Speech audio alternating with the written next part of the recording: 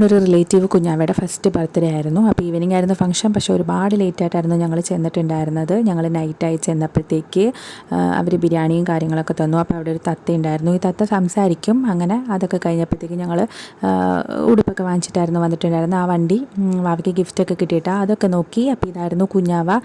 ജഗ്ഗു എന്നാണ് വീട്ടിൽ വിളിക്കുന്നത്. അപ്പോൾ കുറേ നേരം കുഞ്ഞാവയൊക്കെ കളിപ്പിച്ചു. അത് കഴിഞ്ഞ് മൈത്രിമോടെ മടിയിൽ വെച്ച് കൊടുത്തു. മൈത്രിമോൾക്ക് ഭയങ്കര ഇഷ്ടമാണ് ഈ വാവയെ.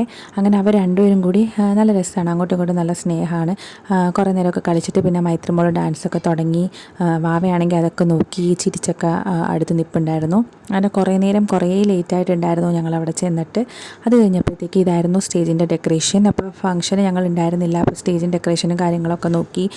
കുറേ ബലൂൺസും കാര്യങ്ങളും അവിടെ ഇരിപ്പുണ്ടു. അങ്ങനെ മൈത്രിമോൾ എടുത്ത് ബലൂണൊക്കെ തട്ടിയൊക്കെ കളിച്ചു. ഒരു വ്യക്തി മൈത്രി അവിടെ നിന്ന് വരുന്നുണ്ടായിരുന്നില്ല. ഭയങ്കര കരച്ചിലും ബഹളമൊക്കെ ആയിരുന്നു. പിന്നെ എങ്ങനെയൊക്കെയോ വണ്ടിയിൽ കയറ്റി എല്ലാവരോടും ടാറ്റയൊക്കെ പറഞ്ഞ് അവിടെ നിന്ന് ഇറങ്ങി.